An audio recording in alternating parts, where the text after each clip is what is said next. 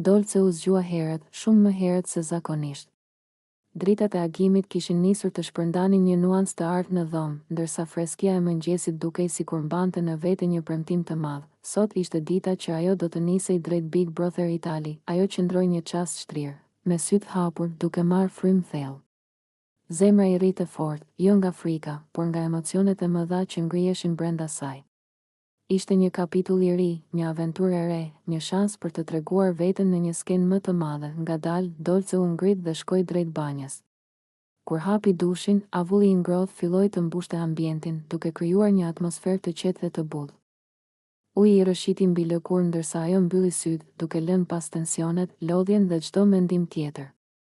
Dukej sikur ai mëngjes e pastronte jo vetëm fizikisht, por edhe shpirtërisht. Sa më shumë u freskua, aq më i madh bëhej kurajimi brenda saj.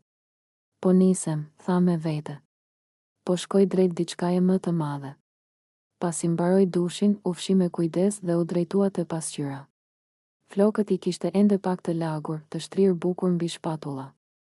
Ajo nisi të lyente pak fytyrën me krem, rregulloi qerpikët, vendosi parfum, aromën e saj të preferuar, atë që i jepte gjithmonë vetbesim. Veshja ishte gati që mbrëmjen e mëparshme, elegante, e pastër, me stil. Tipike Dolce. Ajo e veshi me kujdes, duke u siguruar që çdo detaj ishte perfekt.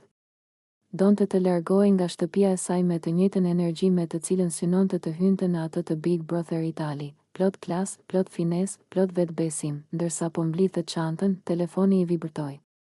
Mesazhe urimi, zemra, emoji, mbështetje nga miq, fansa dhe njerëz që e ndiqnin prej kohësh. Ajo buzëqeshi lehtë. Shpesh nuk e shfaqte emocionalitetin e saj, por në atë moment zemra i u mbush me mirënjohje. Kur doli nga shtëpia, era e freskët e mëngjesit i preku fytyrën. Rrugët ishin ende të qeta, por brenda saj gjithçka po gumëzhinte. Makina e pritshme e produksionit e priste poshtë.